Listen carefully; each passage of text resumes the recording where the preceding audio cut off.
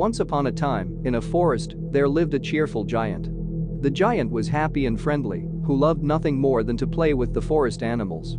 He greeted the passing humans with his cheerful wave. One day, the giant noticed that something was wrong in the forest.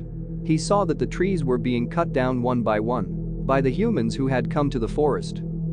The giant was saddened by this sight, as he knew how much the trees meant to the animals and to the delicate balance of nature. The giant tried to talk to the humans and persuade them to stop cutting down the trees, but they just ignored him and continued with their destructive work. He felt helpless and sad, watching the trees fall and the animals lose their homes. One day, the giant saw a group of humans coming towards a particularly beautiful tree, a tree that giant had always admired for its majestic height and the way its branches glittered in the sunlight. He tried to stop them, but they paid no attention to him and began to cut the tree down. The giant watched in horror as the tree fell to the ground, its branches broken and its leaves scattered.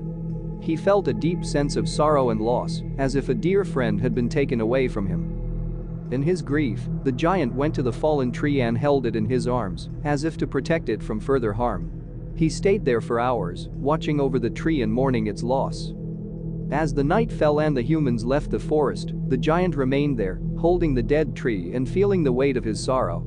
He knew that the humans would come back and continue to cut down the trees, but he also knew that he had to keep fighting for the protection of the forest and all its inhabitants.